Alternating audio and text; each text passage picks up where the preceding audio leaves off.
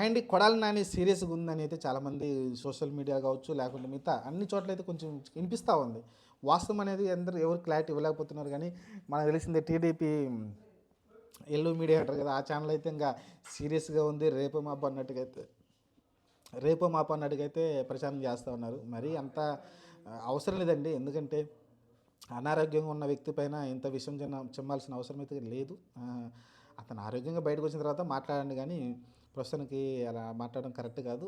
చూద్దాం ప్రస్తుతానికి ఏం జరిగిందంటే అతను ఏదో అంబులెన్స్లో ఎయిర్ అంబులెన్స్ ఉంటుంది కదా, ఎమర్జెన్సీగా ముంబై తీసుకెళ్లారు, సీరియస్గా ఉందని చెప్పుకొచ్చారు. లేదంటే నార్మల్ ఫ్లైట్లోనే వెళ్ళారంట వాళ్ళ కుటుంబ సభ్యులతో పాటు. నార్మల్ ఫ్లైట్లోనే వెళ్ళారంటే, నార్మల్ ఫ్లైట్ అంటే అతను నార్మల్గా ఉన్నట్టే, కాకపోతే హార్ట్ వీక్గా ఉందంట.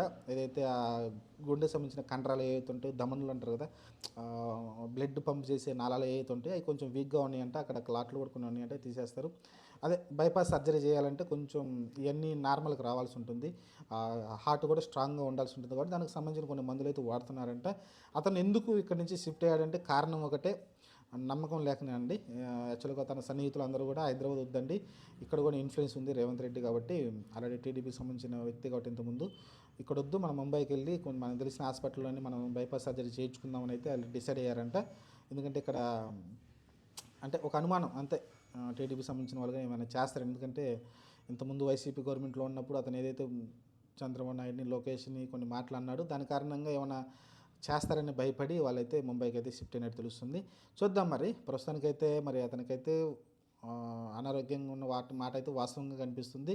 అలానే హార్ట్లో కొంచెం ప్రాబ్లం ఎప్పటి నుంచో ఉందంట, ఇప్పుడైతే కొంచెం మరీ వీక్ అయినట్టుంది.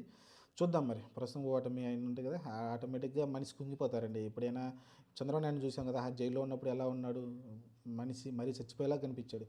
ఇప్పుడు చూడండి అధికారం రంగాన్ని మళ్ళీ నీట్గా కనిపిస్తున్నాడు. మంచిగా మనిషి చూడటానికి ఎలా నీట్గా ఉన్నాడు. అలా అలా అనేది కుంగదీస్తుంది. అలానే ఇప్పుడు ఓటమి కూడా అతను కుంగదీసి ఉంటుంది. ఎందుకంటే గుడివాడలో అతను ఓడిపోతాడని అనుకోని ఉన్నాడు, ఓడిపోయాడు. కాబట్టి అందుకనే వాళ్ళ పార్టీ కూడా ఓడిపోయింది దారుణంగా. ఇలాంటప్పుడు కొన్ని మనసు అనేది విచ్ఛిన్నం అవుతుంది. దాని కారణంగా అయితే హార్ట్లు కానీ లంగ్స్ అన్నీ వస్తాయి. ఎందుకంటే మనసు ప్రశాంతంగా లేనప్పుడు అన్ని రోగాలన్నీ బయటకు వస్తాయి. అలా నాకు తెలిసి కొడాలి నానికి కూడా బయటపడి ఉంటాయి.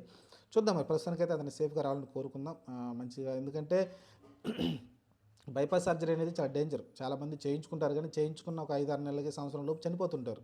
ఎందుకంటే ఒక్కోసారి ఆ సర్జరీలు కొన్ని సక్సెస్ అవుతాయి, కొన్ని సక్సెస్ కావు. దాని కారణంగా అయితే చాలా ఇమీడియట్గా చనిపోతుంటారు. మీరు అక్కినేని నాగేశ్వర గారు అయితే దాదాపు చేయించుకున్న తర్వాత దాదాపు 60-50 సంవత్సరాలు బతికారంట ఎగస్ట్రా. కాబట్టి అట్లా లక్కీ మ్యాన్స్ ఉంటారు. అలానే మరి చాలామంది అయితే చాలా అన్ఫార్చునేట్లీ చనిపోతుంటారు బైపాస్. నాకు తెలిసిన కొంతమంది కూడా చేయించుకున్న 5-6 నెలలకే చనిపోవడం చూస్తున్నాం మనమైతే. కాబట్టి కొంచెం రిస్క్ ఉంటుంది దాంట్లో. కాదు చేసుకోకపోతే చాలా ఇబ్బంది పడాల్సి ఉంటుంది. అందుకారణంగా అయితే తను చేయించుకునే ప్రయత్నం చేస్తున్నాడు. మరి చూద్దాం మరి ఏం జరుగుద్దో. ప్రస్తుతానికైతే సేఫ్గా ఆపరేషన్ సక్సెస్ అయ్యి ముందుకు రావాలని అయితే కోరుకుందాం.